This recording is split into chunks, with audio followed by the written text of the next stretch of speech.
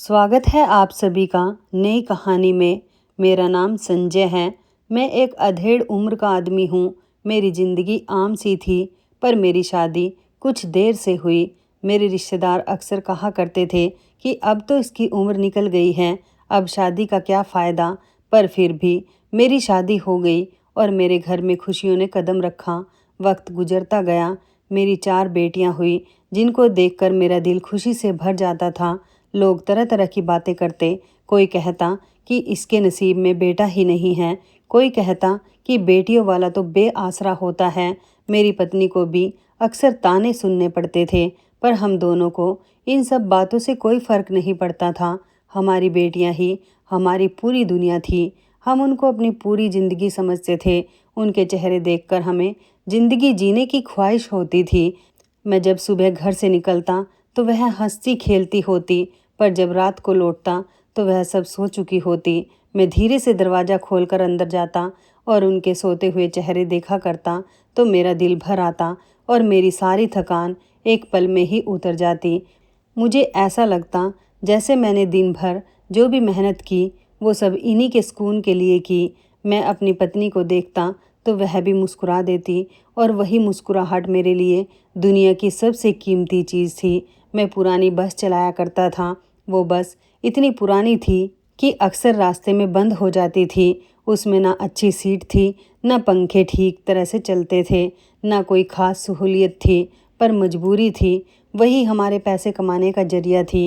इन्हीं पहियों पर मेरे घर का चूल्हा जलता था, इसलिए कुछ दिनों से हालात और भी ख़राब थे। अब मुसाफिर कम आने लगे थे, क्योंकि लोग नई कंपनी के आरामदेह वाली बसों में सफ़र करना ज़्यादा पसंद करते थे। पर मैं फिर भी अपनी बस को चलाता रहता था। उस दिन भी रात का सफ़र था, अंधेरी रात और लंबा रास्ता। पूरा सफ़र 12 घंटे का था। मंजिल सुबह के वक्त आनी थी, इसलिए बीच में मुसाफिरों ने अपने साथ खाने पीने का सामान रखा हुआ था। कोई चाय का थर्मस लाया तो कोई बिस्किट और फल साथ लाया था। कुछ लोगों ने तो कंबल भी साथ रख लिए, क्योंकि ठंड बढ़ने लगी थी। बस में आधे से ज़्यादा सीटें खाली थी। कुछ लोग ऊब रहे थे, कुछ अपने बच्चों को संभाल रहे थे, कुछ मोबाइल पर बातें कर रहे थे। कोई ऊंची आवाज़ में बात करता तो कोई बस हल्की सी। कभी किसी बच्चे की रोने की आवाज़ आती तो कोई बड़बड़ाने लगता कि ये लोग बच्चों को क्यों लेकर आते हैं जब संभाला ही नहीं जाता। तो कुछ लोग खामोशी से खिड़की से बाहर अंधेरी सड़क को देख रहे थे, जिसके किनारे कभी कभी किसी छोटे गांव की हल्की रोशनी दिखाई देती। उस बस में एक बूढ़ी औरत भी बैठी थी। उनके चेहरे पर झुर्रियाँ थी, हाथ बुरी तरह से कांप रहे थे। उनके साथ एक आदमी भी बैठा हुआ था, शायद उनका बेटा था। दोनों लगातार खांस रहे थे। खास तौर पर वह औरत बहुत ज़्यादा खांस रही थी। उसकी हालत काफ़ी बिगड़ी हुई लग रही थी। उनकी खांसी लगातार चल रही थी, जैसे सीने से सांस खींचने में तकलीफ़ हो रही हो। कभी वह सीना पकड़कर बैठ जाती, कभी चुपचाप खिड़की से बाहर देखती। मैं जब उनके पास से गुजरा तो देखा उनके चेहरे पर पसीना चमक रहा है। मैंने उनसे नरमी से पूछा, क्या आपको पानी चाहिए? उन्होंने सर हिलाया और मैंने बोतल आगे बढ़ा दी। उन्होंने मुश्किल से कुछ घूंट पिए। उनके बेटे ने भी उनको सहारा दिया, पर उसके चेहरे पर एक चिड़चिड़ाहट थी। वो बार बार माँ से कहता कि बस करो माँ खांसना, अब तो मैं परेशान हो गया हूँ तुम्हारी खांसी से। उन्होंने अपने बेटे की तरफ देखा और धीरे से बोली कि बेटा, मेरा बस नहीं चल रहा इसमें, मैं क्या करूँ? फिर वह चुप हो गया। मैंने सोचा कि शायद वह दोनों किसी शहर में इलाज के लिए जा रहे हैं। बूढ़ी माँ की हालत देखकर मुझे अपनी माँ की याद आ गई, जो जब बीमार पड़ती थी तो मैं उनके कदमों में बैठकर उनके चेहरे से दुख पड़ने की कोशिश करता था। मैंने उनसे कहा कि आप थोड़ा सा सब्र करिए, हम अगले स्टॉप पर पहुंचने वाले हैं, मैं वहां पर दवाई ले लूँगा। पर वह सिर्फ मुस्कुरा दी, जैसे उनके पास अब सिर्फ प्रार्थना करने की ताकत बाकी रह गई हो। फिर शोर बढ़ गया, इंजन की आवाज़ गूंजने लगी और वह अपने कंधों पर चादर खींचकर चुपचाप बैठ गई। उनकी आंखों में एक ऐसी थकान थी जो शायद सालों की थी, और उनका बेटा बार बार मोबाइल निकालकर किसी को मैसेज लिखता रहा, जैसे वह जल्द से जल्द इस सब को ख़त्म करना चाहता हो।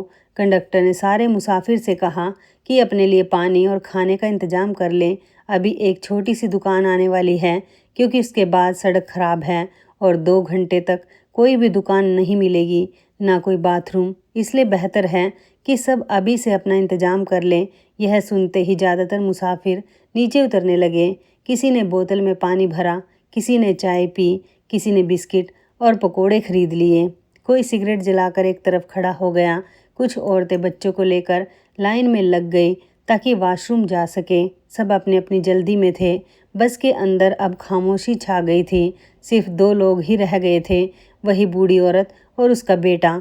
बूढ़ी औरत ने धीरे से कहा कि मोहित बेटा, मुझे भूख लग रही है, कुछ खाने को तो ले आ। पर उसने मुंह बनाते हुए कहा कि मेरे पास पैसे नहीं हैं, सारे पैसे तुम्हारे इलाज में लग जाते हैं, कहाँ से लाऊं कुछ खाने के लिए। वह सख्त लहजे में बोला और खिड़की से बाहर देखने लगा। माँ ने कुछ लम्हे खामोशी बनाए रखी, फिर धीरे से कहा कि बेटा, थोड़ा सा खा लूँ तो दवा भी असर करेगी। पर फिर भी वह चुप रहा। मैं सारी बातें ड्राइविंग सीट पर बैठकर सुन रहा था, क्योंकि उस वक्त बस में सिर्फ वह दोनों और मैं ही थे। मुझे बूढ़ी औरत की हालत पर तरस आने लगा। उनकी आवाज़ कमज़ोर थी, जैसे भूख और बीमारी ने उनका दम तोड़ दिया हो। कुछ देर के बाद बाकी मुसाफिर वापस आकर सब ने अपनी अपनी जगह संभाली और बस दोबारा चलने लगी। अब रास्ता सच में ख़राब शुरू हो गया था। गड्ढे थे, पथरीली सड़क थी, आसपास अंधेरा भी था और दूर दूर तक कोई घर, कोई दुकान, कुछ भी नहीं था। बस की लाइट धूल उड़ाती जा रही थी और सब लोग खामोश बैठे हुए थे। उस बीच ही बूढ़ी औरत की खांसी और तेज हो गई। लोग चिढ़ने लगे। कोई आंखें बंद करके बैठ गया, कोई रुमाल से नाक मुंह ढकने लगा। कंडक्टर मेरे पास आया और कहने लगा कि भाई, यह औरत तो बहुत तंग कर रही है, इसका बेटा भी बड़ा जालिम लगता है। मैंने कहा कि इसको पानी दे दो, शायद कुछ सुकून मिल जाएगा। मेरे पास जो आधी पानी की बोतल रखी हुई थी वो मैंने कंडक्टर को दे दी। उसने जाकर अम्मा को पानी दिया। अम्मा ने कांपते हुए हाथ से बोतल पकड़ ली, कुछ घूंट पिए और फिर धीरे से शुक्रिया किया। पर उनका बेटा फिर भी मुंह फेरे हुए बैठा रहा, जैसे उसको शर्म नहीं बल्कि गुस्सा आ रहा हो कि सब उसकी माँ को देख रहे हैं। मैंने दिल ही दिल में सोचा कि अगर ये अपनी माँ को साथ ले ही आया है तो थोड़ा सा ख्याल भी रख लेता। यह बीमार और कमज़ोर औरत शायद दिन भर से भूखी है। कंडक्टर ने सर हिलाते हुए कहा कि आप बड़े अच्छे इंसान हैं जो इतना ख्याल रख रहे हैं, पर हम किस किस का ख्याल रखें? हमारा तो अपना ही गुजारा मुश्किल से होता है। होटल वाले भी खाने को इतनी कम सब्जी देते हैं कि बस नाम का ठेका है। मैंने उससे कहा कि शुक्र करना चाहिए, कम से कम कोई बात तो है।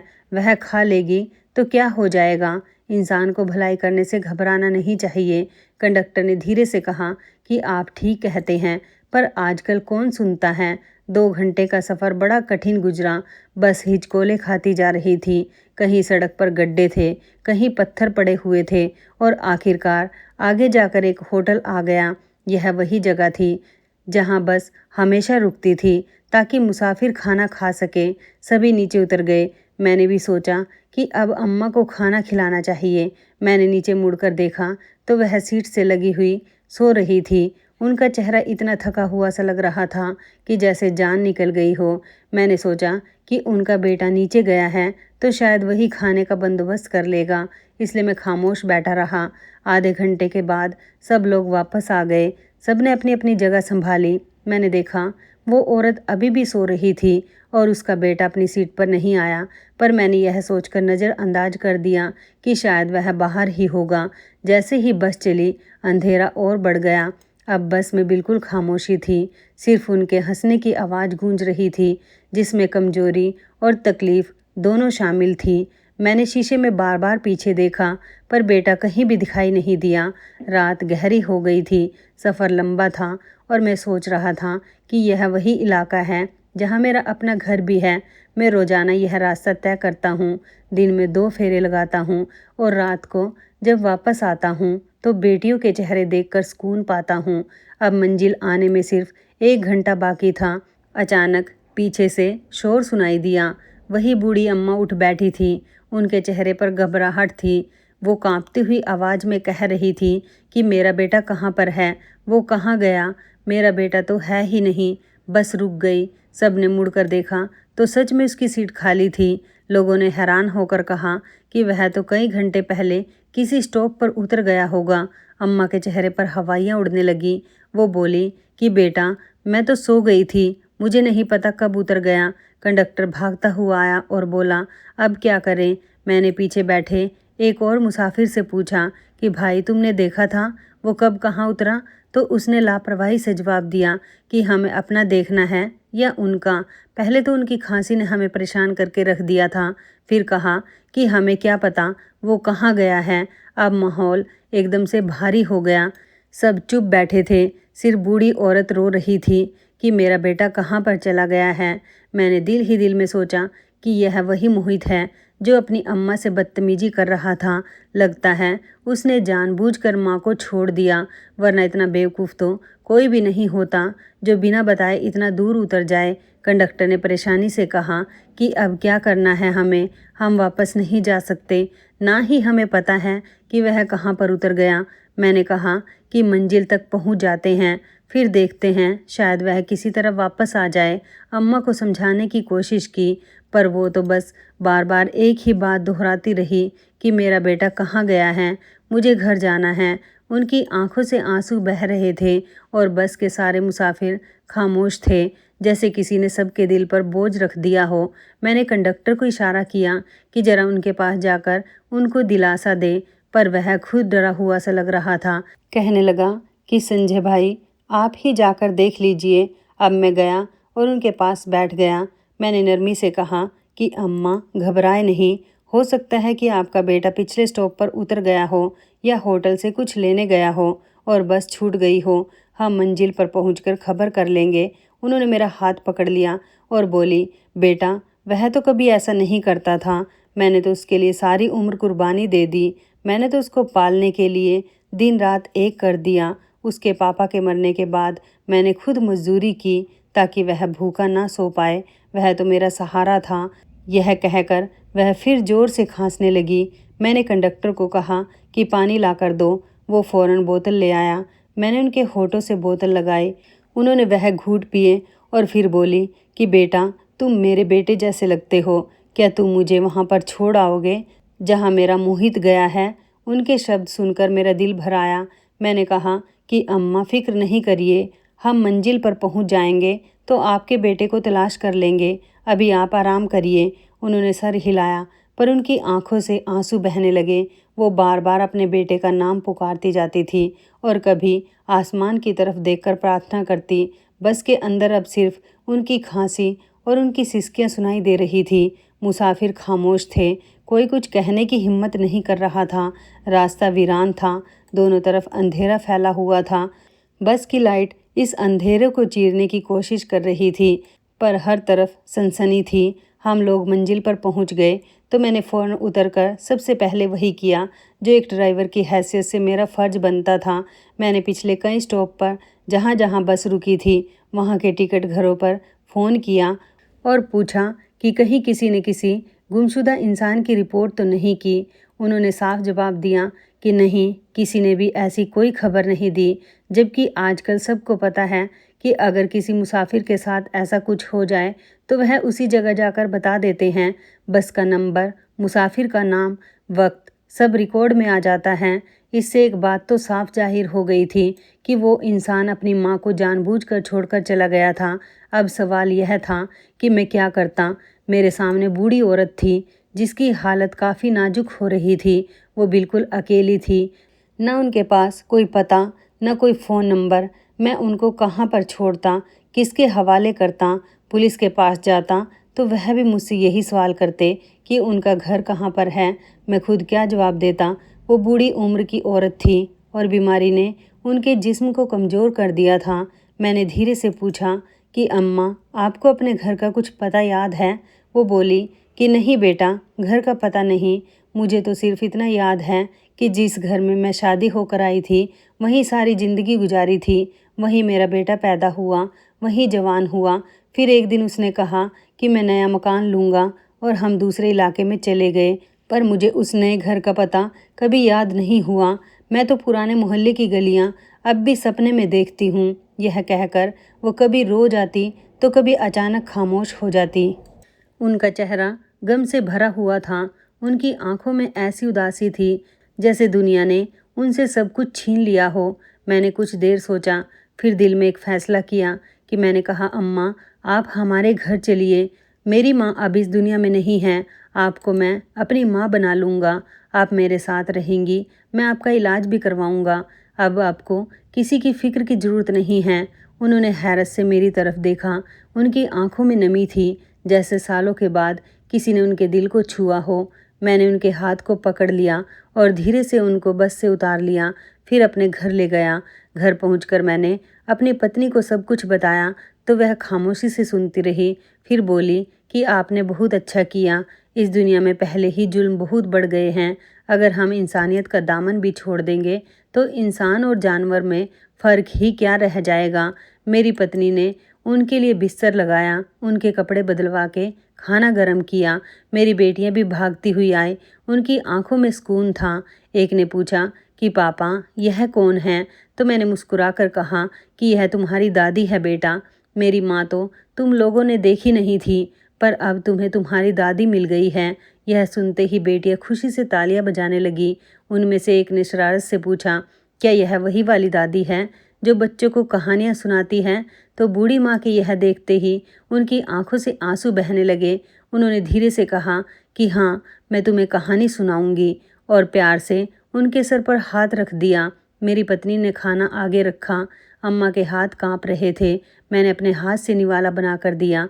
उन्होंने कांपती आवाज़ से कहा कि बेटा तुम बहुत अच्छे हो। शायद तुम्हारी माँ ने तुम्हें बहुत अच्छी परवरिश दी है।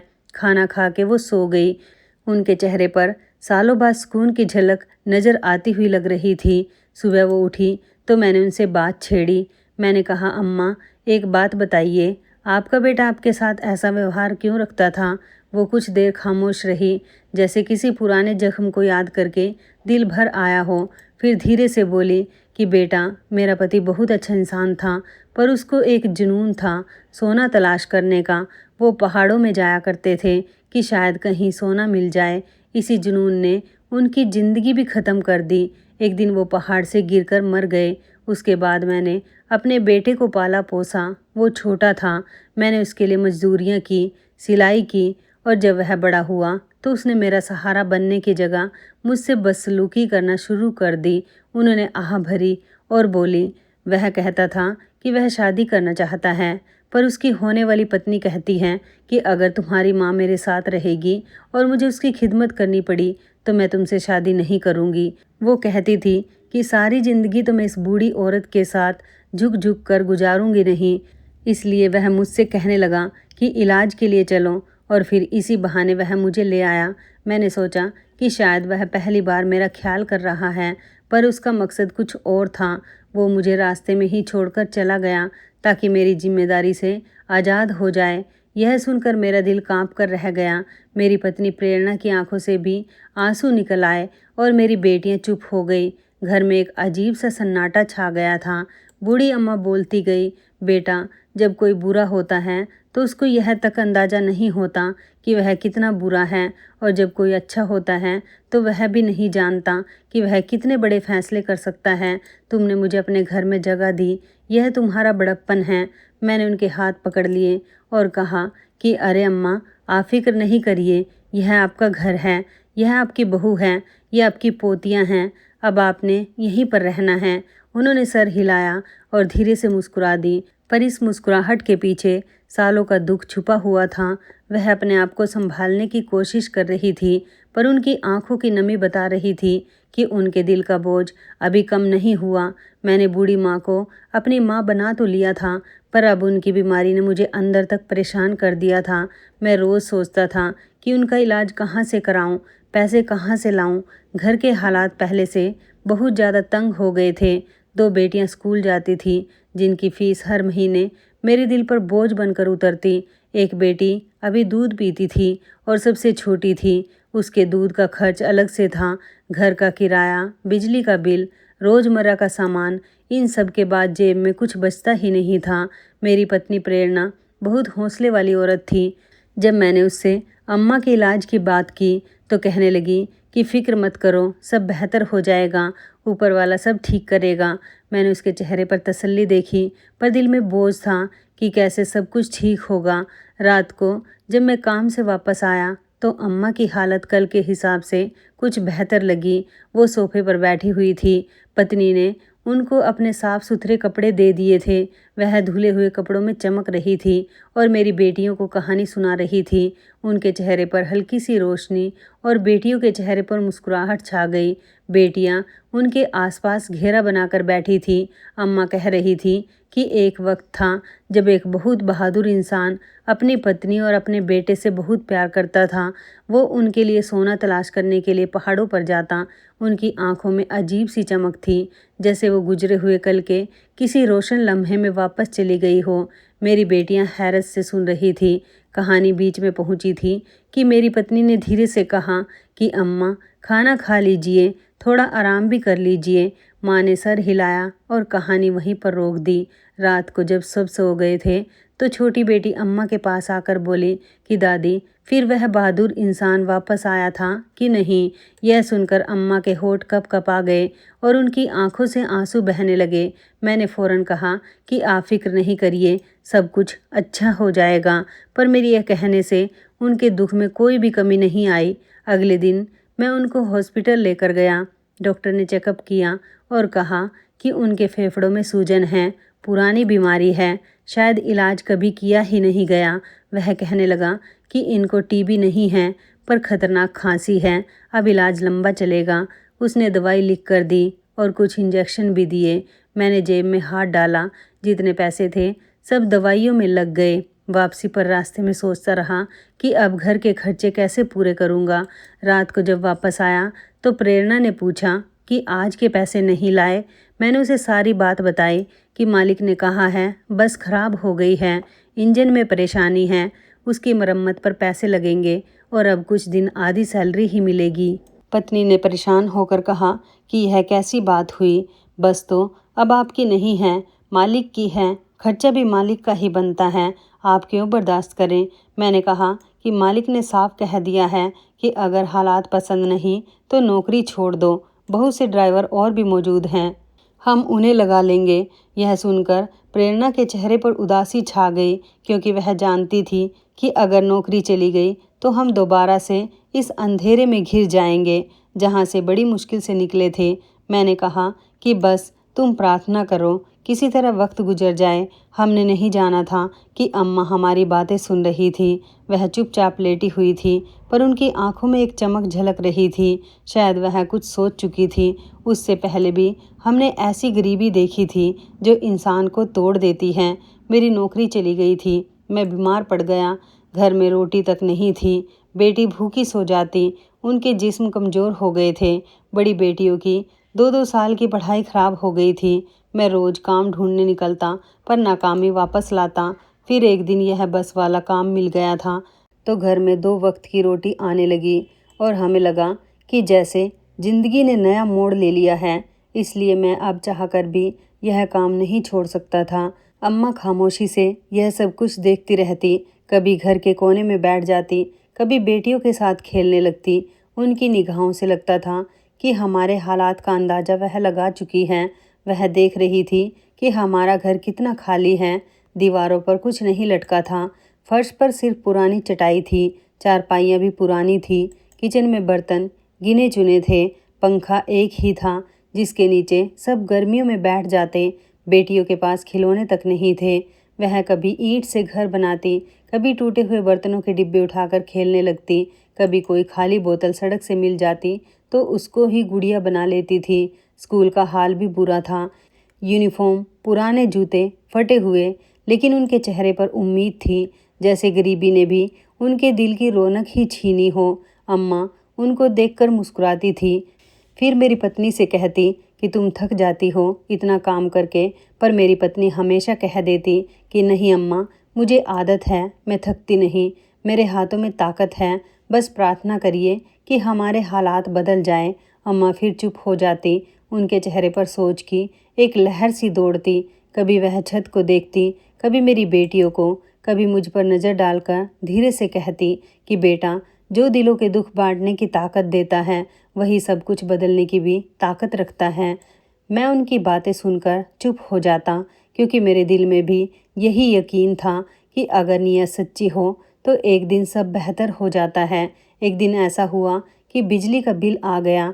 हाथ में जो पैसे थे वह सब मैंने बिल में दे दिए और जब घर वापस आया तो मेरी पत्नी ने धीरे से कहा कि घर में खाने को कुछ भी नहीं है, सिर्फ एक प्लेट दाल बची है और एक ही रोटी है। वह बहुत खामोश आवाज़ में बोल रही थी, जैसे बेटियों को सुनाना नहीं चाहती हो।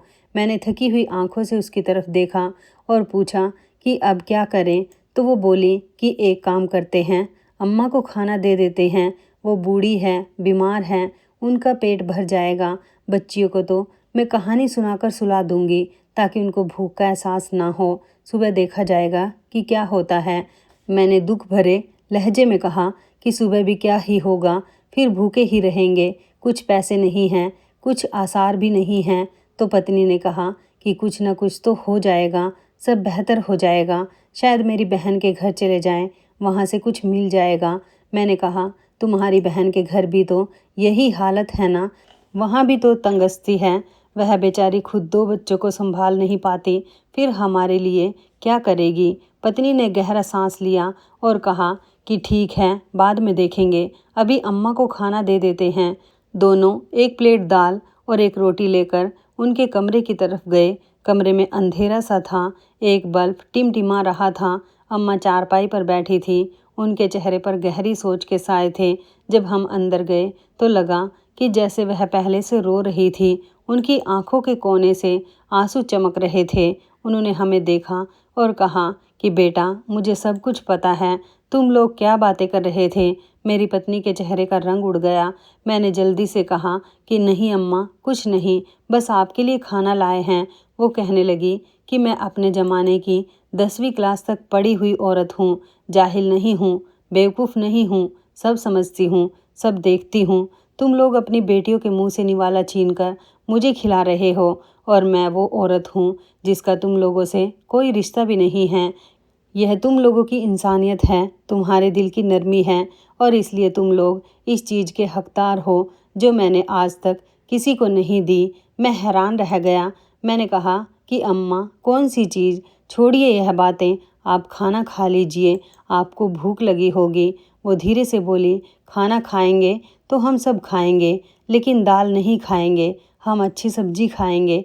तुम्हारी बेटियां नए कपड़े पहनेंगी, अच्छे स्कूल में जाएंगी, तुम्हारे घर की टूटी हुई छत भी बनेगी और यह जो तुम्हारी पत्नी के सिर्फ 4 जोड़े हैं, उसने वह भी मुझे दिए हैं, तो उसके लिए मैं 12 जोड़े बनवाऊंगी हर साल के, और तुम एक नई गाड़ी चलाओगे, मैं तुम्हें वह गाड़ी दूंगी। और मेरी पत्नी और मैं एक दूसरे को देखने लगे। हमें लगा कि अम्मा शायद बस दिल बहलाने के लिए बातें कर रही हैं। गरीबों के दिल में कभी कभी उम्मीद की चिंगारी भड़कती है। हमने कुछ कहा नहीं और खामोशी से उसके पास बैठ गए। अम्मा ने अपनी चादर के नीचे हाथ डाला, वही चादर जो उनके पास उस दिन से थी जब वह पहली बार मुझे बस में मिली थी। उसके कोने में कुछ मोटा सा लगा हुआ था, जैसे कोई पोटली बंधी हो। उन्होंने वह हिस्सा खोला तो उसमें से कपड़े का एक छोटा सा पैकेट निकाला। उन्होंने वह पैकेट मेरे सामने रखा। जब मैंने उसको खोला तो मेरी आंखें फटी की फटी रह गई। अंदर एक आधा किलो के करीब सोने का टुकड़ा रखा हुआ था।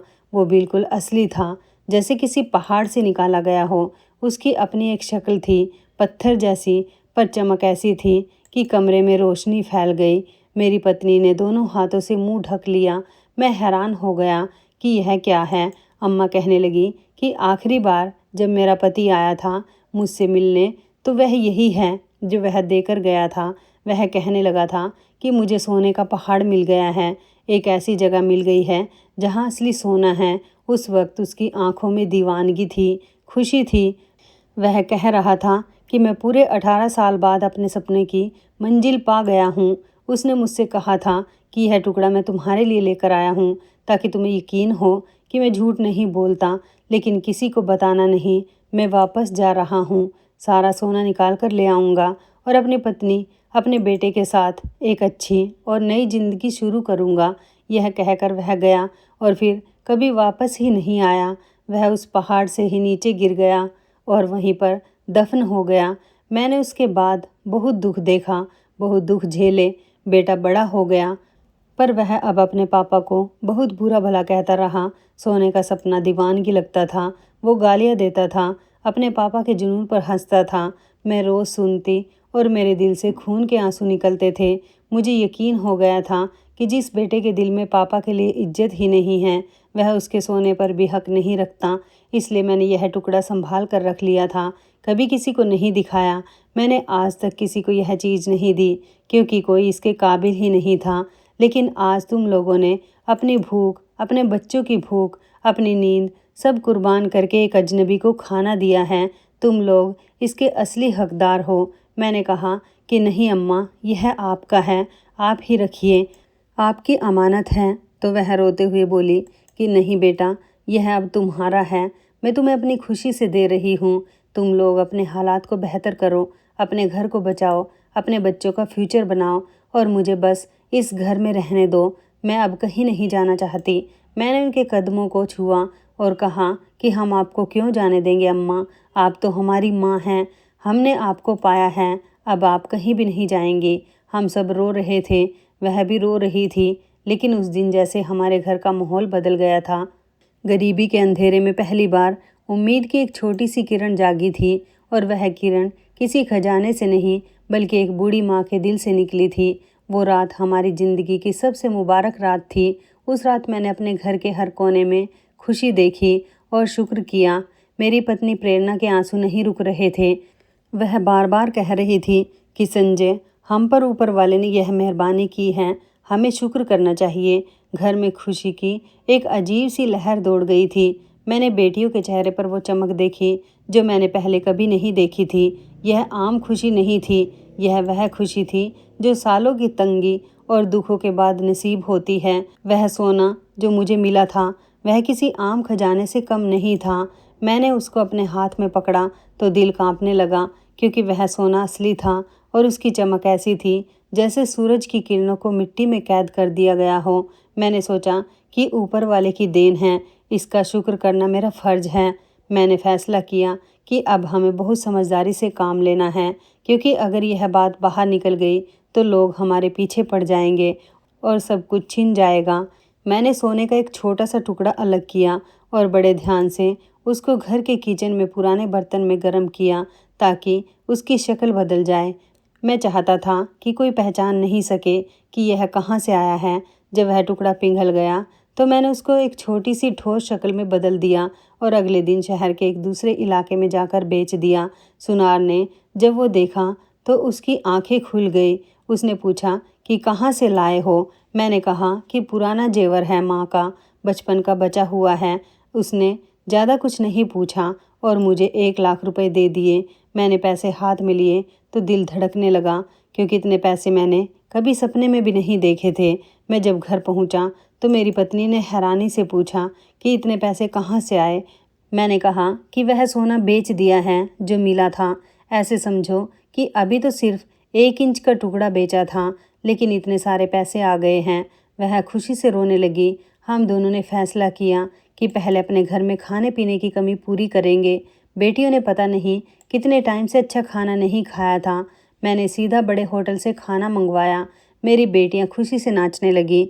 जब सबने खाना खाया तो उनके चेहरे पर वह सुकून देखकर मेरी आंखें भर आई। वो मेरी दुनिया थी और अब उनके चेहरे पर खुशी लौट आई थी। अगले दिन हमने फैसला किया कि इस इलाके से निकल जाएंगे, क्योंकि अगर लोगों को पता चल गया कि हमारे हालात अचानक कैसे बदल गए तो शक पैदा हो जाएगा। मैंने अपना पुराना घर बेच दिया। उसमें ज़्यादा कुछ नहीं मिला, पर कुछ रकम और जमा हो गई। हमने दूसरे इलाके में जाकर नया मकान ले लिया। मैंने ध्यान रखा कि ज़्यादा शान शौकत जाहिर नहीं हो, ताकि लोग सवाल नहीं करें। वहाँ के लोग नए आने वालों में ज़्यादा दिलचस्पी नहीं लेते थे और यही हमारी कामयाबी का राज बन गया। हमने नए घर में कदम रखा तो पत्नी ने ऊपर वाले का शुक्र किया। मैंने बेटियों के लिए नए कपड़े खरीदे, अम्मा के लिए 2 सोने के कड़े और पत्नी के लिए छोटे से कान के झुमके खरीद लिए। इन सब के चेहरे पर खुशी थी। मैंने उनके चेहरों पर वह थकान जाती हुई देखी जो सालों से गरीबी ने डाल दी थी। अब सब कुछ नया लग रहा था। मैंने फैसला किया कि बाकी सोना भी धीरे धीरे बेचूंगा ताकि किसी को शक नहीं हो। मैंने दूसरे महीने में थोड़ा सा और बेचा और 25 लाख रुपए हासिल किए उन पैसों से मैंने एक छोटा सा कारोबार शुरू किया, पुराने टायर खरीदने और बेचने का। यह कारोबार था, पर जल्द ही उसमें फ़ायदा होने लगा क्योंकि मैं ईमानदारी से काम कर रहा था। कुछ ही महीनों में मेरा कारोबार चल गया और घर के हालात बेहतर से बेहतर हो गए।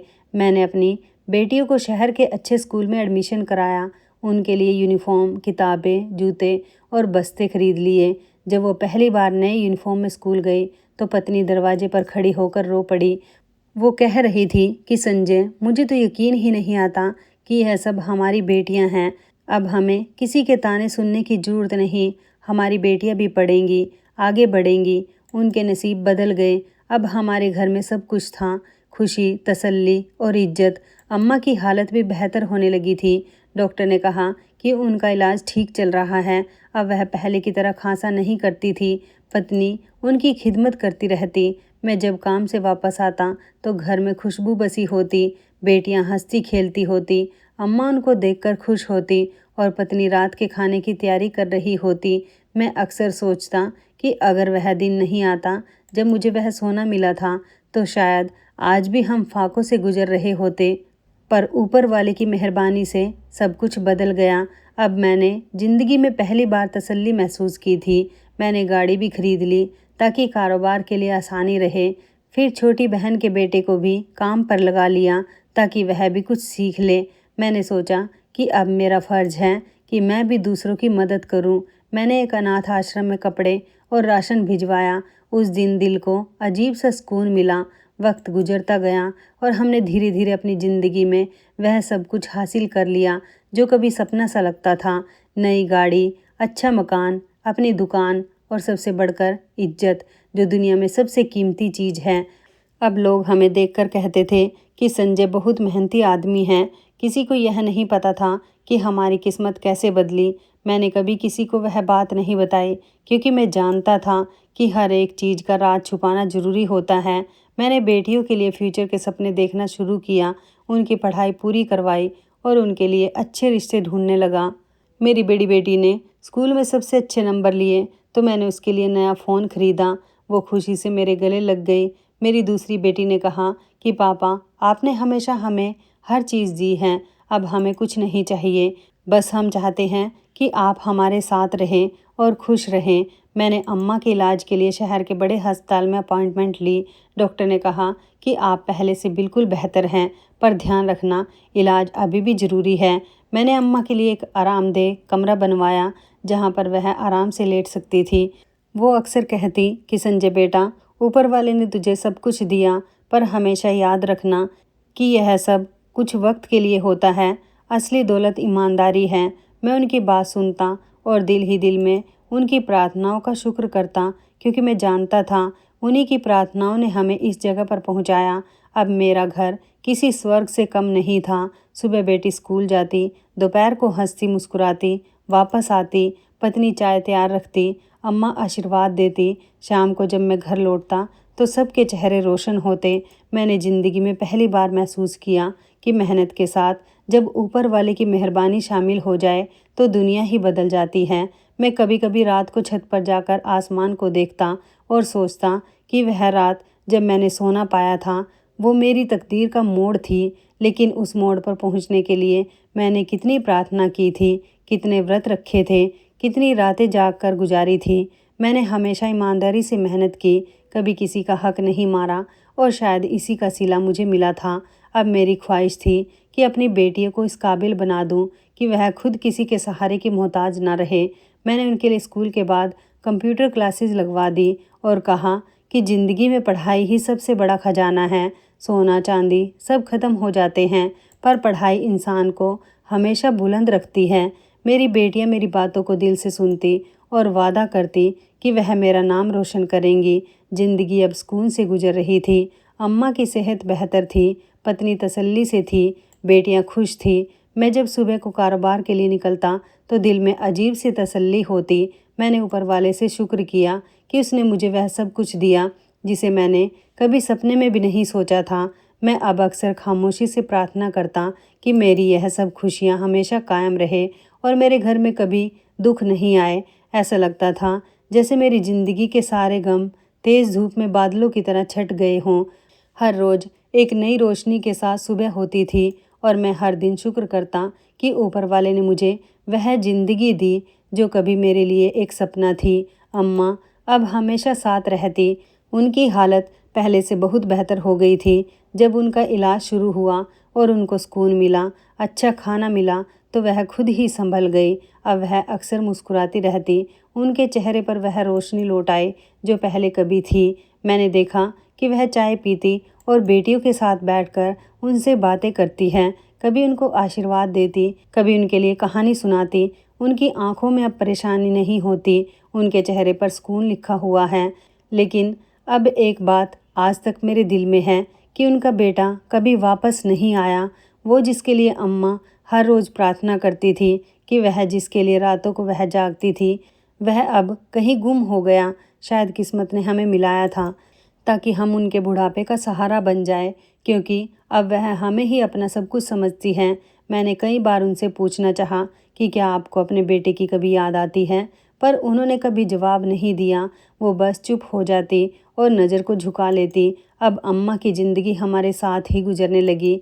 वो हमारी बेटियों को अपनी पोतियाँ कहकर बुलाती और उनके लिए ढेरों प्रार्थनाएं भी करती, उनके साथ खेलती। पत्नी उनकी खिदमत में कभी घबराती नहीं। कभी कभी अम्मा रात को जागकर खामोशी से आसमान की तरफ देखती, जैसे किसी को याद कर रही हो, पर फिर पलटकर वह चली जाती और देर तक ऊपर वाले को याद करती। उनके बेटे का जिक्र कभी जुबान पर नहीं आता, जैसे वह किसी पुराने सपने की तरह कहीं मिट गया हो। शायद अब वह खुद भी नहीं चाहती कि उसको याद करे, क्योंकि उनको अब एक नया घर मिल चुका है, एक नया सहारा मिल गया। अब उनका सुकून हम हैं, उनकी दुनिया हम हैं और उनकी प्रार्थना ही हमारी सबसे बड़ी दौलत है। कभी कभी सोचता हूँ कि ज़िंदगी अगर उस दिन कुछ और मोड़ ले लेती तो शायद आज मैं यहाँ नहीं होता। अम्मा ने जब पहली बार मुझे देखा था तो बस इतना कहा था कि बेटा अब तू मेरा है, और पता है उस एक लाइन ने मेरी पूरी ज़िंदगी बदल दी। मैंने कभी नहीं पूछा कि उन्होंने मुझे क्यों अपनाया, क्यों मुझ पर इतना भरोसा किया। शायद इसलिए क्योंकि इस वक्त भरोसा ही मेरी भूख से बड़ा था। अम्मा ने मुझे सिर्फ रोटी नहीं दी थी, उन्होंने मुझे पहचान दी थी, और वही पहचान मैं आज तक ढो रहा हूँ। इज्जत से ज़िंदगी जीना आसान नहीं था। बहुत बार अंदर से टूटता था। कभी सोचता था कि काश मेरा भी कोई अपना होता जो मेरे दर्द को अपने जैसा महसूस करता, पर वक्त ने सिखाया कि अपने वह नहीं होते जो खून से जुड़े हों, अपने तो वह होते हैं जो साथ खड़े रहते हैं। और अम्मा हर बार मेरे साथ खड़ी रही। अम्मा के जाने के बाद सब कुछ सूना हो गया था। उनके बिना वो घर, वो रसोई, वो शाम की चाय सब अधूरा लगने लगा था।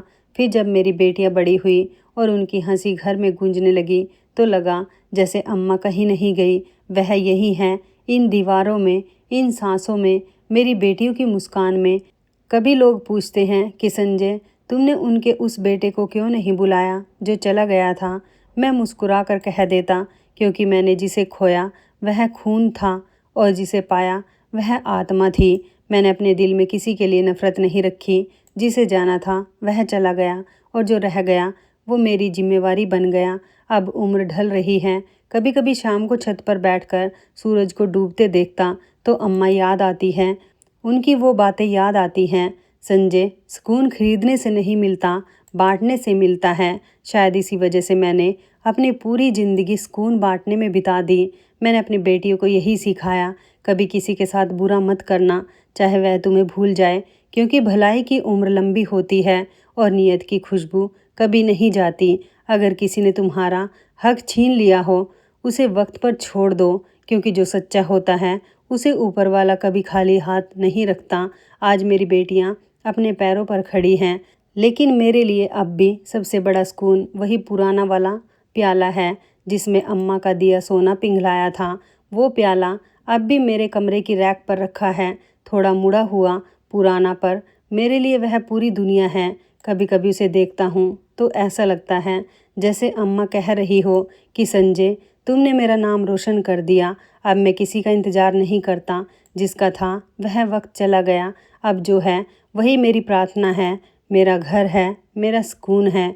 मैंने जो खोया वह दर्द बनकर नहीं, सबक बनकर मेरे साथ रहा, और जो पाया उसने मुझे इंसान बना दिया। ज़िंदगी का सबसे बड़ा सबक यही है बेटा, रिश्ते खून से नहीं नीयत से चलते हैं, और अगर नीयत सच्ची हो तो हर घर में भगवान बसता है।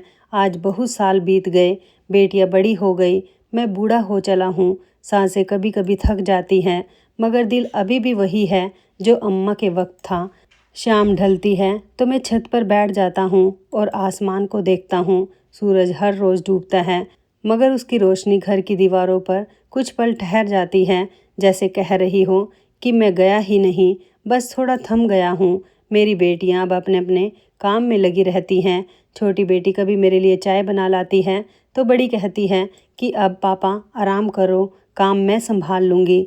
मैं हंस देता, मगर दिल के अंदर कहीं अम्मा की आवाज़ सुनाई देती है, संजय तुम्हें जो सिखाया वह अब तुम्हारी बेटियों में दिख रहा है।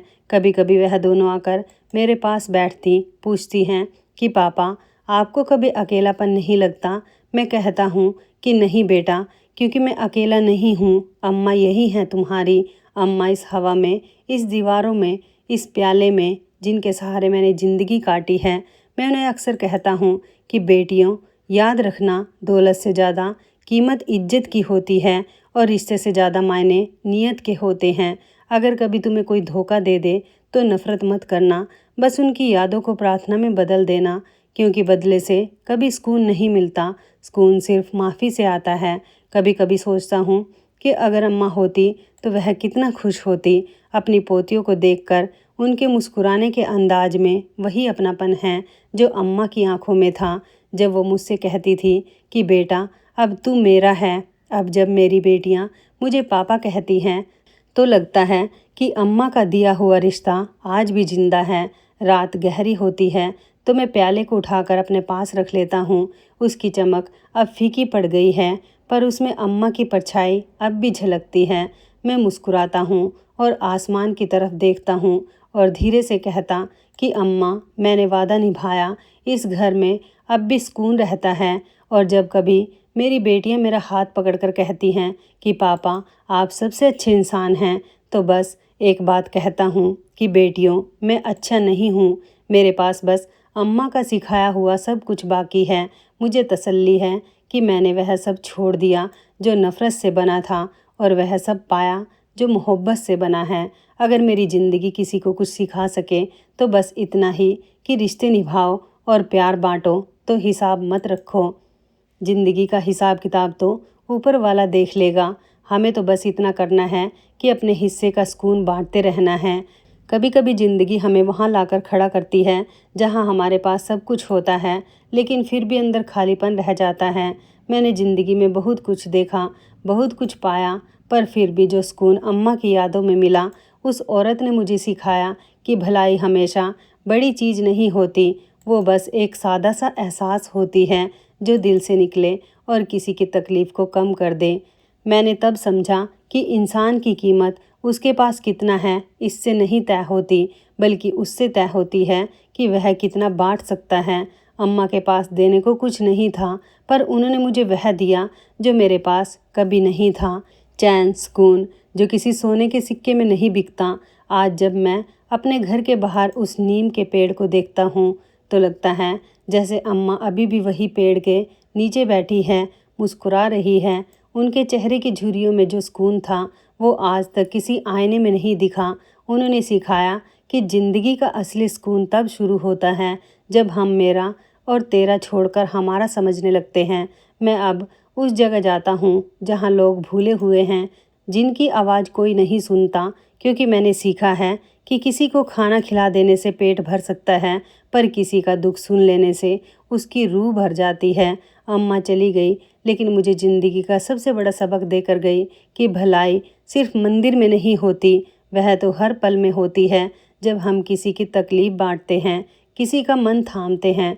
अगर तुमसे कोई पूछे कि इंसानियत क्या होती है तो उसे बताना वह एक अम्मा होती है जो भूखी रहकर भी किसी को रोटी खिला दे।